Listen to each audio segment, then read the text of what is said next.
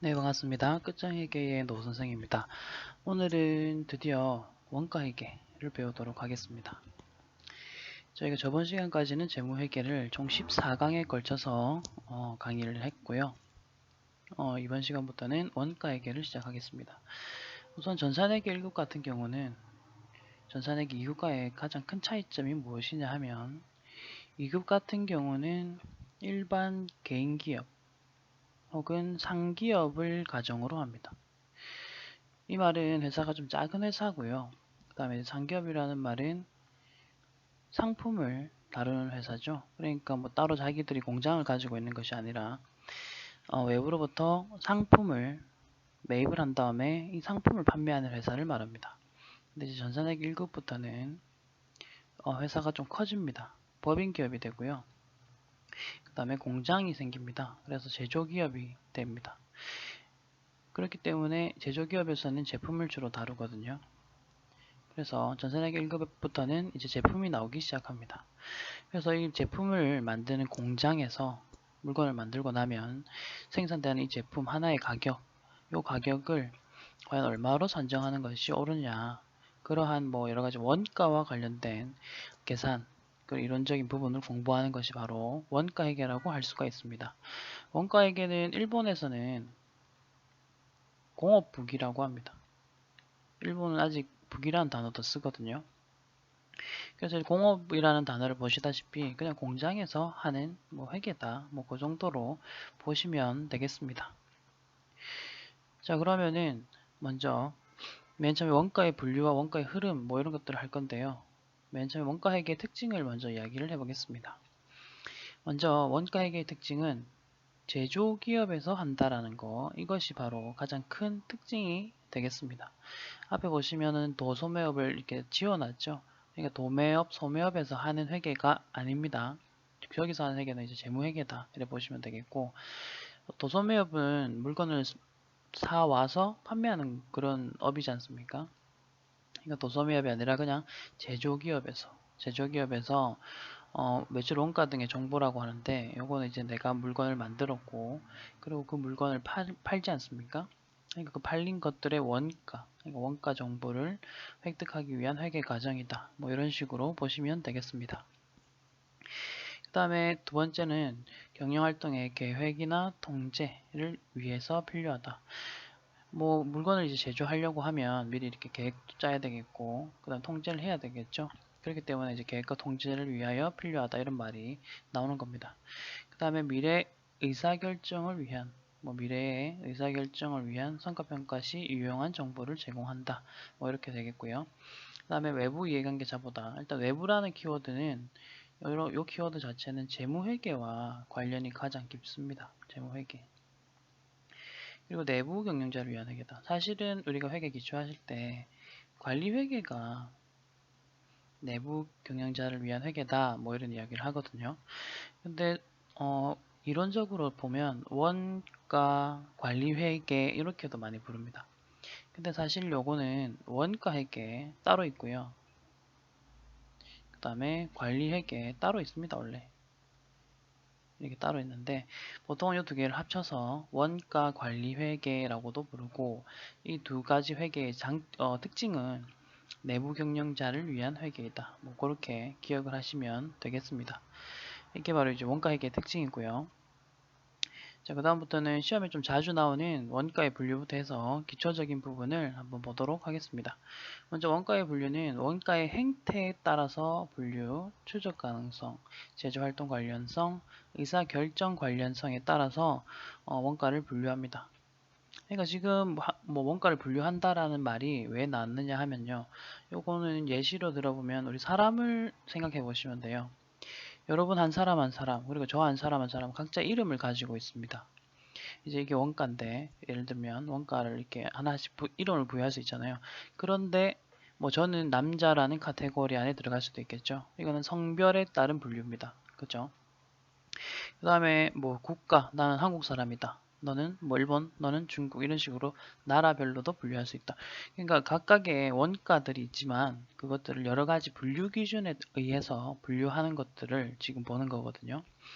그래서 가장 맨 처음에 보실 부분은, 자, 원가의 행태에 따른 분류입니다. 원가의 행태라는 단어를 쓰는데 이 행태라는 말은 모양, 행태, 모양 이렇게 보시면 되거든요. 행태란 말은 모양이란 말과 같다라고 보시면 됩니다.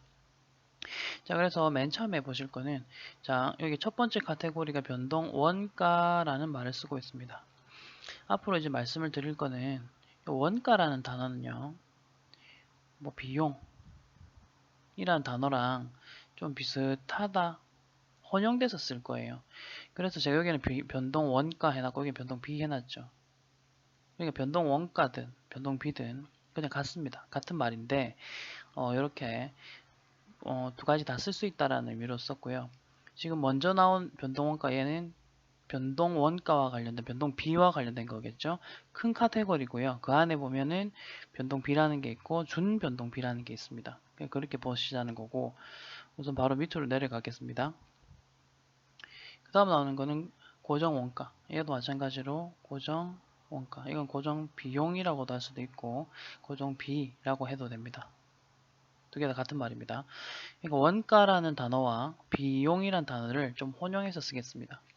물론 이 부분은 이론적으로 따져보면 원가는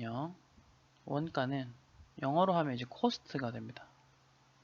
그 다음에 비용 같은 경우는 영어로 하면 expense 라고 해서 뭐 이론적으로는 명확한 구분을 하고 있습니다. 원가는 보통 제조 과정에 일어난 비용 원가들 그런 것들을 원가를 하고 비용은 뭐 판관비나 영업의 비용과 같이 뭐 사업을 하다 보니 발생하는 것들을 말하지만 이게 어쩌다 보니까 우리나라 교재에서는 원가란 단어든 비용이란 단어든 뭐 혼용해서 섞어서 쓰더라고요. 거의 비슷한 의미로. 그래서 우리는 굳이 이론적으로 원가와 비용이 어떻게 다르냐 뭐 이런 거는 구분하실 필요는 없다라고 생각을 합니다. 자, 그럼 먼저 변동비를 보시면 자, 변동비 보겠습니다.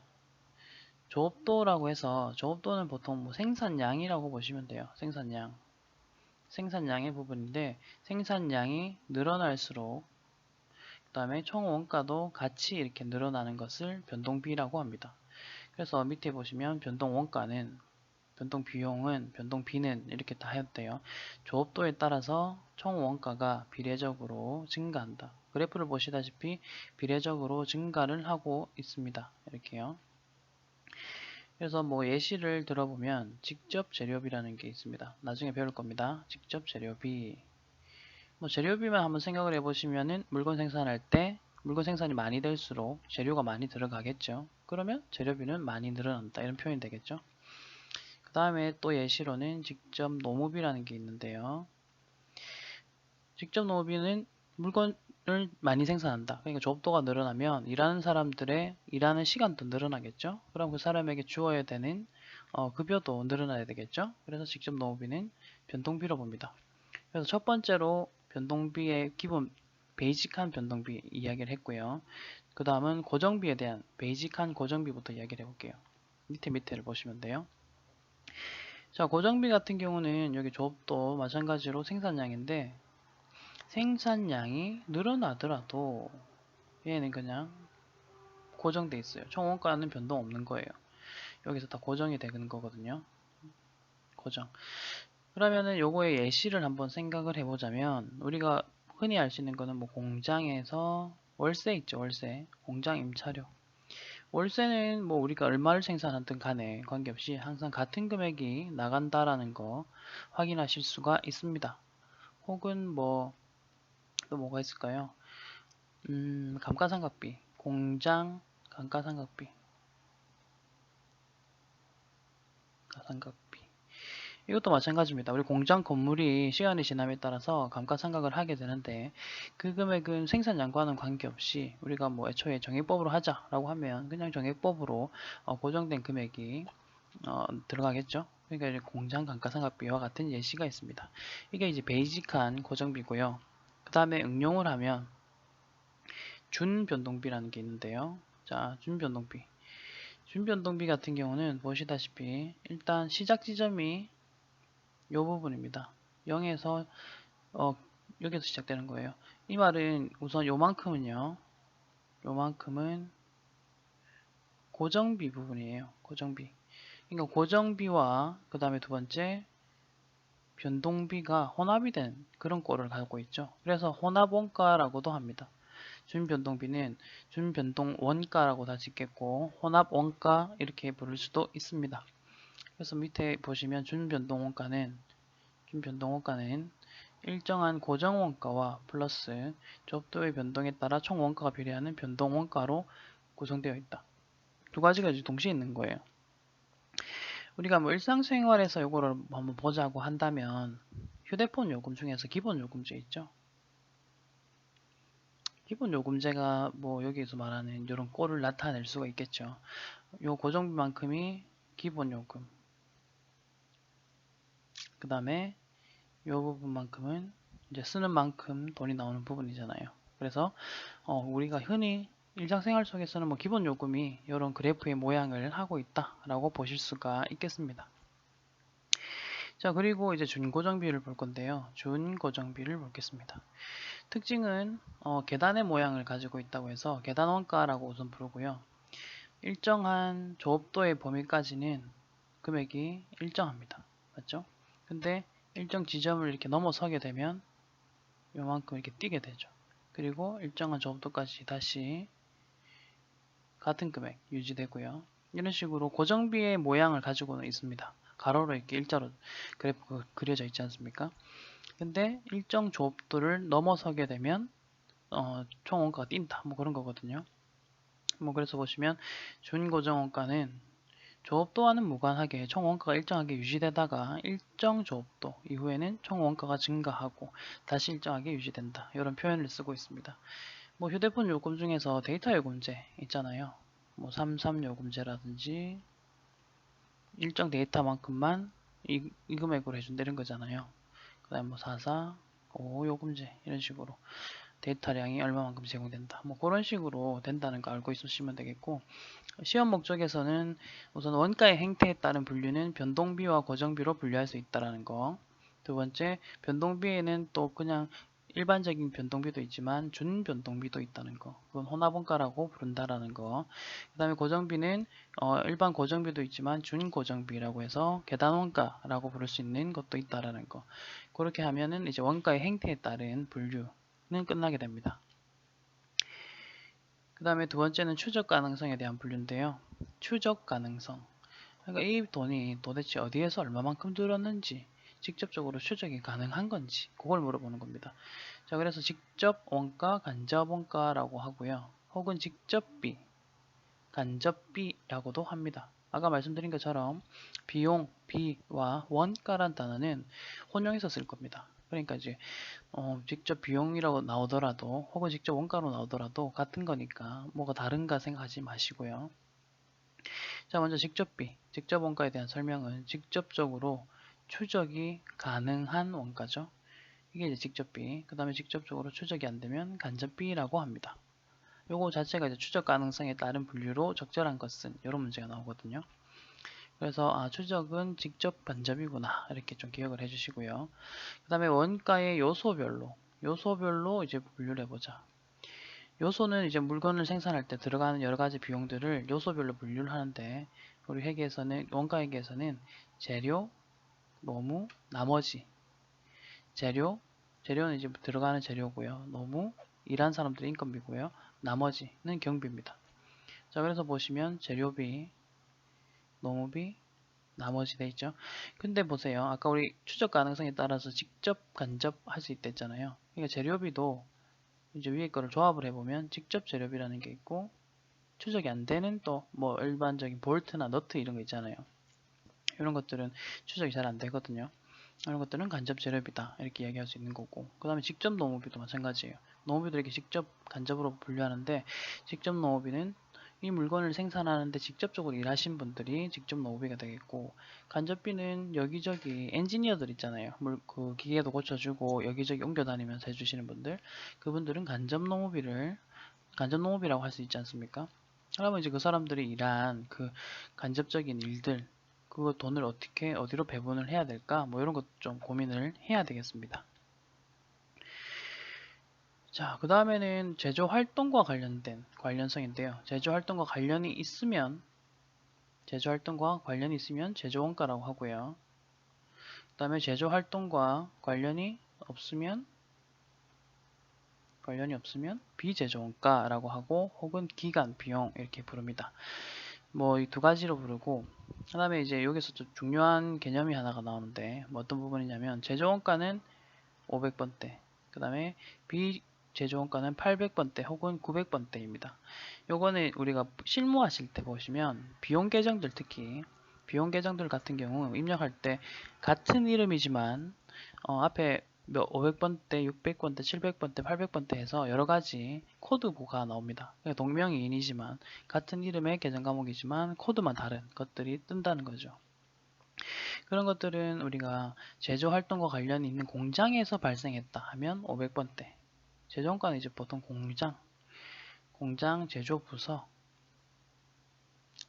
발생한 비용들은 제조원가하고 그리고 500번대로 분류가 되어 있고요. 그 다음에 비제조원가, 기간 비용 이런 것들은 뭐 영업부서 아니면 뭐 본사, 사무실 이런 데서 발생한 비용들은 800번대라고 해서 비제조원가 혹은 기간 비용이라고 합니다. 이렇게 크게 일단 두 가지로 분류를 하시면 되고요. 그 다음에 이 제조원가는 이렇게 보시면 세 가지로 또 나눌 수가 있다는 겁니다. 직접 재료비, 그 다음에 직접 노무비, 그 다음에 제조간접비 이런 식으로 분류를 합니다. 이 부분은 사실은 우리가 나중에 원가의 흐름할 때 좀 중요하게 보셔야 될 부분인데요. 일단은 그 약어만 좀 적어 놓을게요. 직접 재료비는 DM, 다이렉트가 직접, M은 머티리얼, 재료비입니다. 앞으로 이렇게 적을 거거든요. 그 다음에 직접 노무비는 D, 직접, 다이렉트, L, 노무비, 레이버. 그 다음에 제조간접비는요.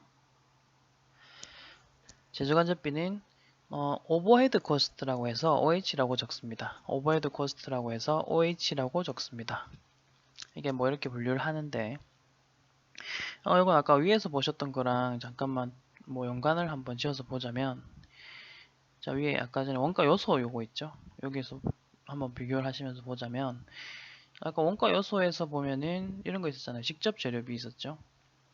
직접 재료비 얘가 직접 재료비였고 얘가 지금 여기 있죠.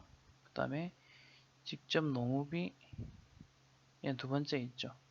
그리고 제조간접비는 모든 간접비들을 모아놓은 거거든요. 그러다 보니까 여기 보이시는 뭐 간접 재료비라든지 아니면은 간접 노무비라든지 얘네들 있죠.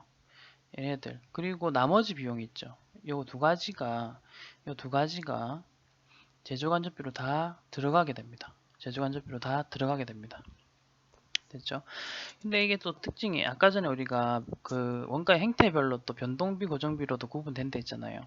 그러니까 이게 뭐냐면 제조간접비를 이렇게 다 합쳐요. 합친 다음에 이 중에서 이제 변동비 성격을 띠고 있는 거랑 고정비 성격을 띠고 있는 걸 다시 재분류를 할 수 있다. 뭐 그런 이야기입니다. 그런 이야기고 그 다음에 지금 이제 조금 복잡해지고 있습니다만 조금만 집중해 주시고요. 그 다음에 또 이야기 드릴 수 있는 부분이 뭐냐면 요 직접 재료비와 직접 노무비는 둘 다 변동비라고 보시면 돼요. 직접 얘네들은 둘 다 변동비라고 보시면 돼요. 그러니까 아까 전에 예시 들 때 제가 변동비 예시 들면서 직접 재료비, 직접 노무비 이야기 했었죠. 그러니까 얘네들 특징을 딱 보면 직접 재료비 물건을 많이 생산한다. 조업도가 높아지면 총 원가, 총 비용이 늘어난다. 이게 재료비 맞잖아요. 재료 많이 넣어야 되니까. 노무비도 일을 많이 하니까 비례적으로 늘어난다. 변동비 이렇게 보시면 되겠죠. 근데 이제 제조간접비 같은 경우는 뭐 여러 가지 요소들이 있겠지만 이것도 변동, 고정으로 한번 나눌 수가 있다. 뭐 그런 거 보시면 되겠습니다. 그 다음에 위에 있는 직접 재료비와 직접 노무비를 합치면 기초원가 혹은 기본원가라고 합니다. 근데 아까 원가 말고 비용이란 단어도 쓸 수 있다 했잖아요. 비용. 그럼 이게 조합이 이렇게 돼요. 기초 비용, 기본 비용. 총 4가지 단어가 나왔죠. 사실 요거 영어는 하나밖에 없어요. 프라임 코스트라고 해서 영어는 하나밖에 없어요. 근데 아마 이게 미국이나 이런 데서 만들어진 체계화된 학문이다 보니까 우리나라 교수님들이 번역을 해서 책을 쓰는 과정에서 누군가가 먼저 기초 원가 했을 거예요. 근데 이제 프라임이라는 단어는 여러분이 사전을 찾아보시면 아시겠지만 기초라는 단어도 있지만 기본이라는 단어도 있어요. 그러다 보니까 또 다른 교수님이 번역하시면서 기본 원가 했겠죠. 그리고 이제 또 다른 교수님은 기초 원가, 기본 원가 다 있네. 그럼 나는 기초 비용 할래 해서 뒤에 비용만 바꾸고 기본 비용 할래 해서 비용만 바꾸고 총 4가지 이런 식으로 조합이 되는 거거든요. 그러니까 뭐 그렇게 하다 보니까 영어는 프라임 코스트 하나밖에 없는데 우리나라는 이렇게 4가지의 단어가 나왔구나. 뭐 이런 것도 참고적으로 아시면 되겠습니다. 자, 그리고 아래에 있는 직접 노무비와 제조간접비 2개를 합쳐서 가공원가라고 부르고요. 이것도 마찬가지입니다. 가공비용 혹은 가공비라고도 합니다. 그리고 전산세무 2급에서는 전환원가라는 말을 썼던 적이 있거든요. 그래서 이것도 일단은 넣어놨습니다.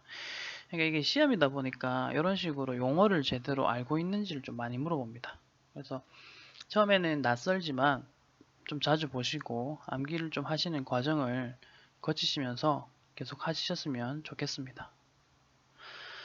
자, 그러면은 이제 의사결정 관련성과 의사결정 관련성 이 부분을 볼게요. 의사결정과 관련이 있으면 관련원가, 관련이 없으면 비관련 원가라고도 하고요. 비관련 원가라고도 하고요. 아니면 뭐 매몰 원가라고도 하는데 보겠습니다. 앞에는 이제 미래의라는 단어가 생략되어 있다라고 보시면 되는데 미래의 특정한 의사결정에 고려할 필요가 있으면 관련 원가라고 하고요. 그 다음에 미래의 특정 의사결정에 고려할 필요가 없는 것들은 매몰 원가라고 합니다. 특히 매몰원가와 관련된 문제들이 조금 이렇게 나오기는 편이긴 한데 우선 잠깐 설명을 드리자면 과거에 내가 어떠한 지출을 하였다. 원가가 발생했겠죠. 근데 그 지출한 원가가 내가 앞으로 뭐 어떤 또 다른 의사결정할 거 아닙니까? 그러니까 과거에 내가 돈 이만큼 썼으니 미래에는 이 의사결정을 꼭 해야 돼 라고 하면 안 된다. 그게 바로 매몰원가입니다. 관련이 없으니까 말라고 네가 과거에 그 돈 쓴 거를 미래 의사결정에 반영하느냐. 그래서 특정 의사결정에 고려할 필요가 없는 원가다라는 이야기를 할 수가 있는 거죠. 자, 그 다음에는 요거는 그 다음에 표가 또 하나 나오거든요. 그러니까 요 표는 뭐냐면 그 아까 변동비랑 고정비 배웠지 않습니까? 변동비, 고정비 배웠잖아요. 요거와 관련된 또 표를 하나 정리를 했습니다. 우선은 말씀드리고 싶은 거는 요거 조업도가 상승한다라는 가정이 있어요. 요거 상승한다라는 이 부분부터 볼게요. 이런 가정이 있을 때 요거 보는 겁니다. 조업도가 상승한다. 그렇다면 총 변동비는 모든 변동비를 합친 겁니다. 조업도가 상승하면 총 변동비는 여기 보시다시피 상승할 것이다. 이건 이해가시죠? 그 다음 고정비 보세요. 조업도가 상승하더라도 고정비는 항상 일정하다. 이것도 이해가시죠? 아까 배웠던 거잖아요. 근데 이제 그 다음 보실 부분이 단위당이에요. 단위당은 하나당 앞에 이제 골뱅이를 붙이면 한 개당 가격 이런 뜻입니다. 그러니까 이제 단위당 조업도가 상승하면요. 자, 이 부분 어떻게 읽으시면 되냐면 단위당 변동비 부분이잖아요. 표 자체가. 그래서 단위당 변동비는 일정하다. 왜냐면 한 개당 가격은 항상 같잖아요. 그렇죠? 그래서 여기는 일정하다. 그 다음에 단위당 고정비는 어떻게 되는지 보세요. 단위당 고정비는 우선 얘가 이제 단위당 고정비의 모습인데 얘는 식이 이렇게 나와요. 총 고정비 나누기 조업도로 나오거든요. 근데 조업도가 상승을 하고 있잖아요. 분모가 상승을 하면 금액은 총 금액 그러니까 그 단위당 고정비는 하락을 하겠죠. 요건 이해가시죠? 이건 산수입니다. 그러니까 그래서 이제 결론을 말씀드리면 조업도가 상승한다라는 가정이 있으면 단위당 고정비는 하락합니다. 하락. 요거가 이제 여기서 말하고자 하는 포인트예요. 그리고 제가 괄호를 옆에다가 조업도가 이렇게 하락한다면 괄호 쳐놨죠. 그거는 이제 괄호 안에 내용들이 다 이렇게 있습니다. 요 괄호 따라가시면 되는 거예요. 그래서 이것도 이제 문장으로 나온 적이 있었거든요. 그래서 넣어놨습니다. 자, 그러면은 이제 1번부터 해서 문제를 하나씩 풀어보도록 하겠습니다. 1번입니다. 다음 중 원가 관리 회계에 대한 설명으로 가장 거리가 먼 것은 이라고 하고 있죠. 자, 1번 도소매업 등에서 매출원가 정보 등을 획득하기 위한 회계 과정이다. 여기서는 도소매업이란 단어 자체가 틀렸다. 요거는 제조업이다. 제조업. 답은 1번입니다. 거리가 먼 것선이니까요. 나머지는 뭐 계획 통제, 그 다음 미래 의사결정을 위해 유용한 정보, 그 다음에 내부 경영자를 위한 회계이다. 요걸 좀 보시면 되겠고요. 그 다음에 이제 두 번째 보겠습니다. 올릴게요. 다음 중 원가 회계의 특징으로 가장 틀린 것은 1번부터 읽어보겠습니다. 손익계산서에 제품 매출 원가를 결정하기 위하여 제품 생산에 소비된 원가를 집계 한다. 맞습니다. 요거는 이따가 원가의 흐름 하실 때 보시면 왜 손익계산서 제품 매출 원가야? 이 부분을 좀 이해가 가실 거거든요. 결국은 내가 판매한 물건의 원가가 제품 매출 원가라고 부를 수 있잖아요. 그러니까 그거를 결정하기 위해서 맨 처음에 생산할 때부터 원가를 추적하는 거예요. 그 부분을 설명한 게 바로 1번 보기가 되겠습니다. 자, 그럼 두 번째, 재무상태표에 표시되는 제공품과 제품 등의 재고자산 가액을 결정한다. 이것도 맞습니다. 요거는 이제 원가의 흐름인데 물건을 만들다 보면 제공품은 만들고 있는 중인 것들이거든요. 그러니까 지금 현재 공장에서 생산 중인 물건들이에요. 아직 완성품 아닌 것들. 그것들 뭐 만들다 보면은 기말에 공장에 만들다 만 것들이 남아 있을 거 아닙니까? 그리고 제품도 마찬가지죠. 내가 물건을 완성한 거거든요. 완성을 했으면 이제 팔리기 전까지는 매출원가가 아직 안 나왔기 때문에 팔려야지만 매출원가를 계산할 수 있잖아요. 이제 그런 것들을 결정하는 게 원가회계다. 이것도 맞습니다. 그리고 계획, 통제, 의사결정에 필요한 원가 자료 제공하는 거 맞고요. 답은 4번인데 외부라는 단어가 틀렸죠. 내부입니다. 내부. 이거 체크하시고요. 자, 그 다음 세 번째입니다. 다음 중 원가회계의 일반적인 특성이 아닌 것은? 자, 우선 제품이란 단어 항상 주의하세요. 원가회계에서는 상품이란 단어가 나오면 안 돼요. 상품이란 단어는 나오면 안 됩니다. 원가 회계는 제품이 맞습니다.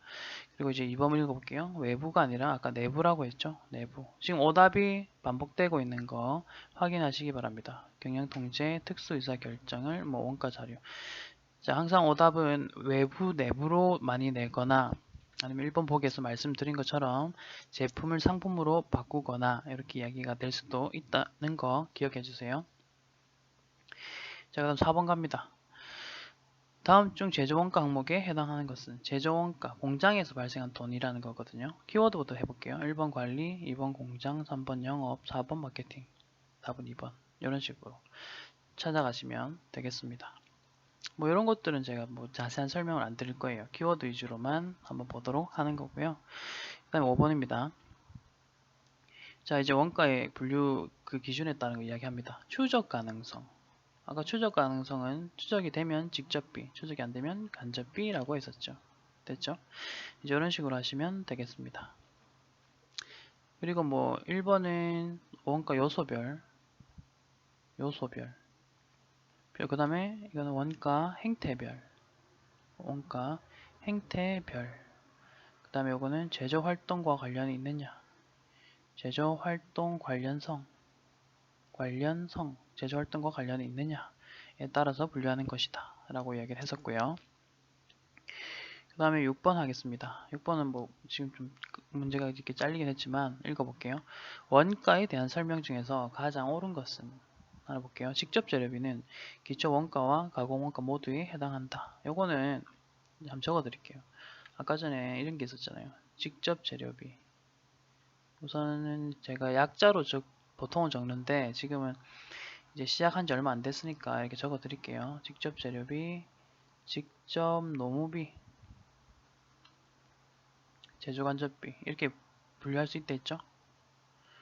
제조간접비 먼저 위에 두 개를 합치면 기본 원가 혹은 기초 원가 혹은 기본 비용, 기초 비용 이렇게 부를 수 있다 했었고 그다음 아래 두 개 합치면 가공 원가 혹은 가공 비용, 가공비 혹은 전환 원가라고 부를 수 있거든요. 근데 여기서 보세요. 기초 원가에도 속하고 가공 원가에도 속하는 거는 직접 농업이잖아요. 그러니까 직접 재료비가 아니라는 겁니다. 지금 그걸 이야기하는 거고, 옳은 건 아니죠. 지금 옳은 거 찾으려 했으니까. 자, 그 다음 두 번째 보기. 매몰 원가는 의사결정에 영향을 아까 미치지 않는다라고 했고요. 그 다음에 고정 원가는 조업도와 상관없이 일정한 원가죠. 일정한 원가. 됐죠? 그 다음에 직접 원가는 직접 대상에 추적할 수 있는 답은 4번 되겠습니다. 이런 식으로 이제 찾으시면 됩니다. 자, 그 다음 7번. 7번을 보도록 하겠습니다. 원가 회계와 관련하여 다음 설명 중 가장 적절하지 않은 것은 항상 옳은 것인지 아닌 것인지 좀 체크하시고요. 그 다음에 1번 읽어보겠습니다. 제품 원가에 고정 제조 간접비를 포함하는지 여부에 따라서 전부 원가 계산과 종합 원가 계산으로 한다. 요거는 안 배운 거거든요. 그래서 답만 좀 체크해 놓으세요. 변동 원가로 하거든요. 전부 혹은 변동 이 둘 중에서 하나로 하는 건데, 하나 더 하자면 초변동이라는 것도 있긴 한데, 이거는 이제 여기서 키워드는 고정 제조 간접비라는 거를 포함하느냐 마느냐에 따라서 하는 건데, 요거는 우리가 사실 변동원가를 배울 일이 없어요. 전산회계 1급 범위에, 그러니까 범위라 하기는 그렇고 지금까지 출제된 거 보면 변동원가에 대해서 심도 깊게 다룬 적이 없어요. 지금 이 한 문장이 다예요. 그렇다고 해서 요거를 공부하기에는 조금 어렵습니다. 그래서 문장만 좀 기억해 주세요. 전부 원가 계산과 변동, 초변동으로 구분된다. 요거 하나만 좀 이해해 주시고요. 혹시나 이게 요거 말고 계산 문제로 나오면 그건 그냥 패스하시는 게 낫습니다. 다 풀려고 하지 마세요. 됐죠? 그리고 이제 나머지 부분이 뭐 중요한 부분들이니까, 문장들이니까 하나씩 보자는 거예요. 제품을 어떻게 생산하느냐, 제품 생산의 형태에 따라서 개별 원가와 종합 원가 계산으로 구분할 수 있고요. 이것도 이제 뒤에 가면 배울 거고, 원가는 제품과의 관련성, 추적 가능성 나왔죠? 에 따라서 직접 간접비 됐죠? 그 다음에 조업도의 증감에 따라 총액이 변동하는 변동비와 고정비로 분류도 할 수 있다. 이건 행태에 따른 분류죠. 뭐 이렇게 된다라는 거 아시면 되겠습니다. 요거는 요 문장들을 다 하나씩 조금 읽으시면서 익숙해지시는 게 중요합니다. 답은 1번이고요. 자, 그럼 8번 보겠습니다. 자, 원가에 대한 요 문제는 계속 이런 식으로 나오니까 한 문제씩 이렇게 나오고 있죠. 그러니까 요거는 뭐 문제를 푸시면서 오답 위주로 좀 기억을 하시기 바랍니다. 자, 8번. 원가에 대한 다음의 설명 중에서 옳지 않은 것은 직접 재료비와 직접 농업비를 기초원가라고 한다. 맞습니다. 기본 원가, 기초 원가, 기초 비용, 기본 비용 됐죠? 혼합원가는 조업도의 변화에 따라서 일정 비율로 증가하는 변동비를 말한다. 이거는 반은 맞고 반은 틀렸어요. 무슨 말이냐면 혼합원가는 아까 그래프를 그려봤을 때 일단 여기 고정비처럼 위에서 시작하고 그 다음에 변동비. 그러니까 고정비 플러스 변동비 뭐 그런 이야기를 했었잖아요. 그래서 그냥 변동비를 말한다 이렇게 하면 틀린 말입니다. 고정비와 변동비를 이렇게 합쳐 놓은 거죠. 두 부분으로 구성이 되어 있다 이렇게 돼야 되겠죠. 그래서 이번 틀린 말. 자, 간접원가는 추적할 수 없는 키워드고요. 준고정원가는 아까 전에 이렇게 계단원가였습니다. 계단원가 기억나시죠? 관련 조업도 내에서 일정하다가 특정 범위를 벗어나면 또 일정액만큼 증가한다. 그리고 계단원가죠. 그런 것들을 뜻합니다. 자, 그 다음 9번 보겠습니다. 원가 개념에 대한 설명 중에서 틀린 것은 지금 계속 비슷한 문제 반복되고 있습니다. 간접 원가는 추적할 수 없는, 그 다음 회피 가능한 원가는 회피할 수 있는, 요거 말 그대로 가시면 돼요. 변동 원가는 조업도가 증가할 때마다 총액이 비례하여 증가. 맞죠? 그 다음에 네 번째, 경영자가 미래 의사 결정을 하기 위해서는 끊으시고, 과거 지출된 원가의 크기를 고려하여야 하므로 끊으시고, 매몰 원가 역시 관련 원가에 해당한다. 뭐 과거에 지출된 원가의 크기를 고려해야 된다 안 된다, 그건 이제 어떤 원가이냐에 따라 다르겠죠. 고려해야 되면 뭐 관련 원가 이런 식으로 표현하는데, 매몰 원가는 얘 자체가 뭐냐면 관련 없는 거예요. 그냥 앞으로 내가 의사 결정해야 되는 것과 관련 없는 그런 돈이죠. 예를 들면 뭐 그런 거죠. 어저께 내가 베스킨라빈스에서 뭐 아이스크림 사 먹었는데 돈 썼죠. 근데 앞으로 내가 뭐 예를 들어 강의를 들어야 된다. 강의 결제하는데 내가 어저께 베스킨라빈스에서 아이스크림 먹은 것도 고려해야 되느냐는 거지. 그런 거 아니죠. 그러니까 이제 그런 것들이 매몰 원가가 되는 겁니다. 이제 그런 식으로 좀 생각을 해주시면 되겠고, 답은 4번 체크. 자, 그 다음 10번 가겠습니다. 10번입니다. 제조 원가에 관한 설명 중에서 가장 틀린 것은 간접비는 제조 및 생산 과정에 발생하는 원가이지만 맞습니다. 여기까지. 그 다음에 특정 제품 또는 특정 부문에 직접적으로 추적할 수 없는 이것도 맞네요. 1번 맞는 말이고요. 그 다음에 2번 고정비는 조업도의 변동과는 상관없이 일정하다. 맞죠?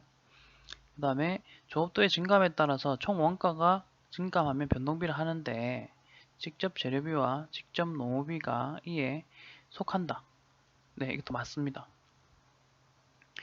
자, 그 다음에 원가 배분 방법 중에서 용역의 수수관계를 완전히 고려하는 원가 배분 방법은 단계 배분법이다. 가 나오는데요. 요거는 아직 우리가 안 배웠어요.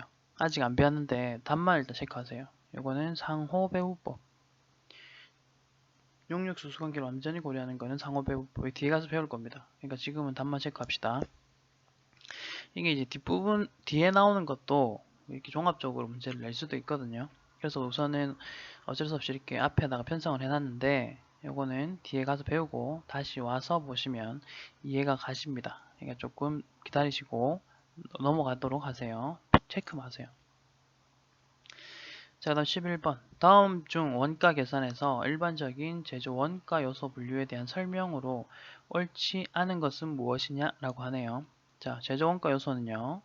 제조 원가 요소는 재료비, 노무비, 경비로 구분 가능하고요. 그 다음에 회사가 선택하고 있는 원가 계산의 방법에 따라서는 직접 재료비, 직접 노무비, 제조 간접비 등으로도 분류할 수가 있고, 그 다음에 제조 원가 분류 요소와 판매 관리비 요소가 명확하지 않으면 판관비로 계산하여야 한다 라고 되어 있는데 이거는 그렇지 않아요. 그러니까 구분이 명확하지 않으면요 판관비로 해야 된다가 아니라 혹은 제조 원가로 해야 된다가 아니라 이제 또 다른 기준을 들이대야 되는 거예요. 뭐 여러 가지 기준을 들이대는 거죠. 그리고 그 기준에 따라서 무엇으로 처리할 건지 그걸 이제 정해야 돼요. 판관비로 할 건지 제조 원가로 할 건지. 그렇기 때문에 이건 틀린 말.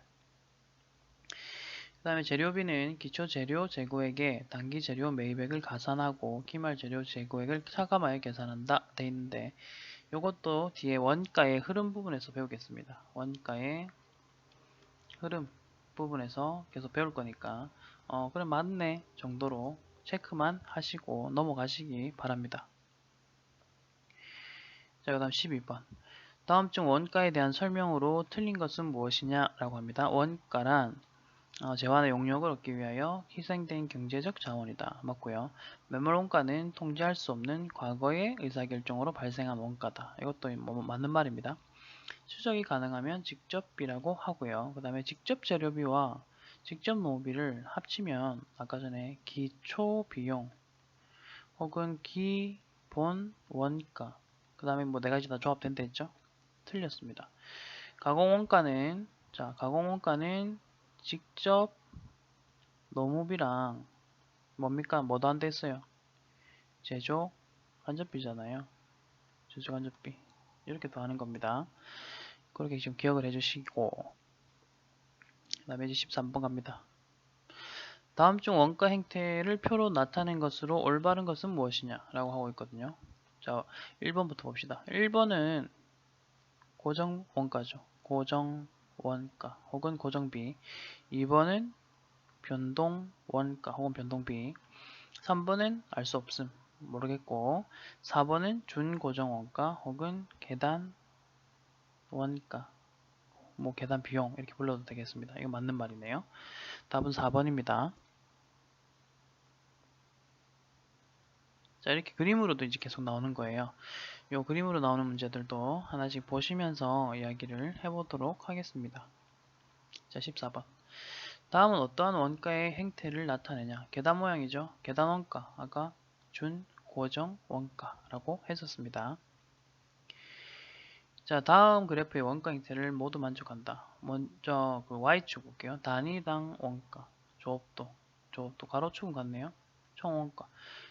얘 먼저 보면 되겠네. 오른쪽에 있는 거 먼저 봅시다. 조업도가 늘어날수록 총 원가도 비례적으로 늘어나면 변동비잖아요. 변동비. 됐죠? 그러면 변동비는 하나당 원가는 항상 같다. 그쵸? 자, 이 안에서 이제 변동비를 찾아보시면 되겠습니다. 직접 재료비죠. 직접 재료비, 직접 노무비도 있었고요. 이런 것들이 바로 변동비 예시가 되겠죠. 그리고 여기 보이시는 공장 건물의 감가상각비는 고정비입니다. 고정비, 고정 원가, 고정비 이렇게 체크를 하시기 바랍니다.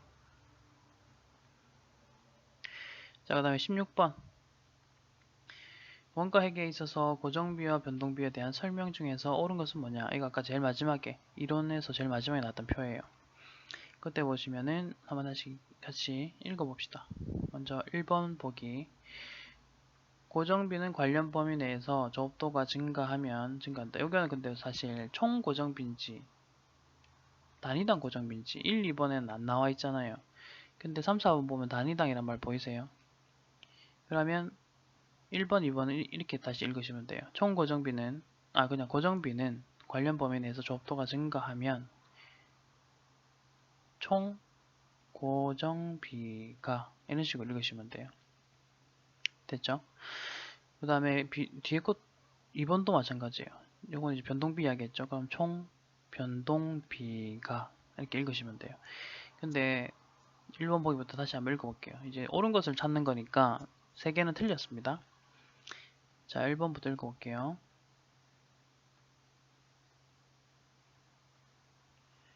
자, 펜을 잠깐 바꾸고 읽어보겠습니다. 고정비는 관련 범위 내에서 접도가 증가하더라도 얘는 일정하죠. 고정비니까요. 그 다음에 2번 변동비는 관련 범위 내에서 조업도가 증가하면 총 변동비가 증가하죠. 그래서 1, 2번 다 틀렸죠. 자, 3번 고정비는 관련 범위 내에서 조업도가 증가하면 단위당 고정비는 감소한다. 이건 이제 맞는 말이 되고요. 이거 위에 표 한번 다시 보세요. 그 다음 변동비는 관련 범위 내에서 조업도가 증가한다면 단위당 변동비는 일정합니다. 이건 이제 위에 표를 좀 보시기 바라고요. 답은 3번. 자, 그 다음 17번 가겠습니다.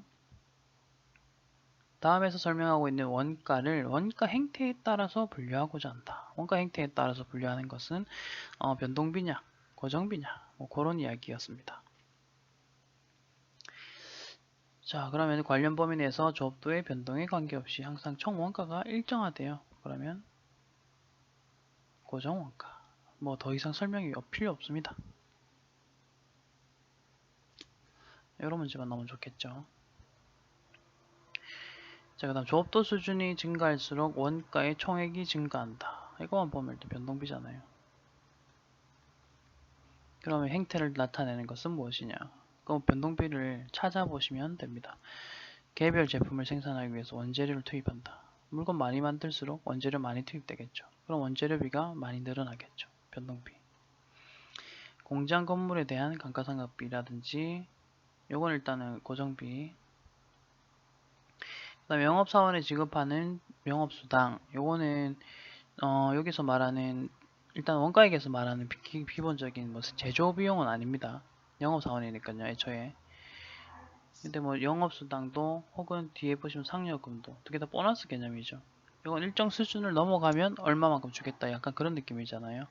그래서 이거는 변동비 고정비라기보다는 뭐 굳이 따져보자면 뭐 준 고정비 정도 되겠네요. 근데 뭐 그거 아는 게 중요한 게 아니라 여기선 답을 찾는 게 중요합니다. 답은 4번입니다. 자, 그다음 19번. 일반적으로 조업도의 수준이 증가할수록 단위당 원가는 감소한다. 단위당 원가가 감소하는 것은 고정비였습니다. 고정비였습니다. 그쵸? 그럼 이제 고정비 찾으시면 되겠습니다. 공장 건물에 대한 감가상각비. 이게 답이거든요, 우선. 자, 이게 이제 여기서 원하는 답인데, 자, 2번은 원재료비, 이거 변동비고요. 그 다음에 생산직 근로자의 임금, 이것도 뭐 약간 그런 개념이죠. 물건 많이 생산할수록 이분들이 일을 많이 했으니까 돈을 많이 줘야 되겠죠. 근데 이제 판매 관리부서 인건비인데 요거는 사실 복수 정답 처리가 됐어요. 무슨 말이냐면 제조부서에서 물건을 많이 생산해 가지고 비용이 많이 발생하더라도 판매 관리부서는 사무실이잖아요. 이 사람들은 그냥 월급쟁이들이거든요. 그러다 보니까 이 사람들한테 주는 이런 인건비도 고정비가 아니냐라는 이야기인 거죠. 요건 사실 논란이 있습니다. 지금 뭐 여러 학자들이 연구하고 있는 것도 있고 이게 과연 고정비냐 변동비냐 구분하는데 요거는 논란의 여지가 있었기 때문에 1번, 4번 복수 정답 처리가 됐었던 문제입니다.